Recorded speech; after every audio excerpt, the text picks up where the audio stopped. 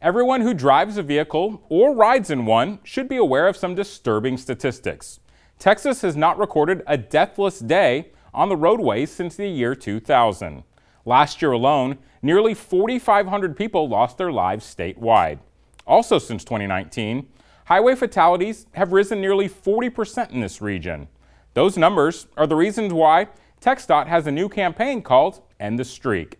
Kendall Kirkham Sloan is with the Texas Department of Transportation, and she joins us now. Thanks for coming in, Kendall. Thank you so much for having me this morning, and I know it's been a really busy week in the media, busy week in politics, so we appreciate you guys making the time.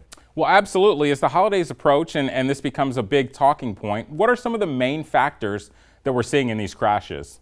So the top three contributing factors to these crashes, to fatalities in our state, are distracted driving, speeding, and driving under the influence. And I think the biggest message that we want to get home today is that most crashes are preventable, and anything that we do on our roadways, driving, it's everyone's responsibility, everyone sharing the road to stop some of these risky behaviors. Your team shared some numbers that provided some interesting demographic information.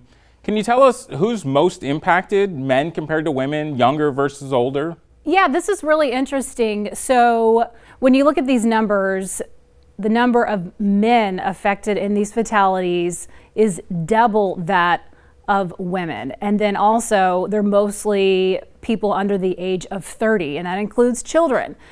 So it's worth noting, it's worth emphasizing, please make sure that your children are properly secured in your vehicle, that they're buckled up properly, or they are appropriately secured in a car seat, depending on their age. Here in Irving, we have a lot of highway construction around the former stadium site. What are the concerns driving through those construction zones? We want everyone passing through that area to please continue to just exercise caution and drive to the conditions, not the speed limit. And you really need to be hyper aware of your surroundings in these work zones, because there is a lot of activity at any given time, and we want to keep everybody safe. Well, as we all head out on the highway during the holiday season, what are some of the things we can all do to kind of make a difference? Please buckle up. Please slow down. Please leave enough space between you and the driver in front of you. And as I mentioned a moment ago, drive to the conditions, not necessarily the speed limit at all times, especially as we get into these winter months, into a severe winter weather season.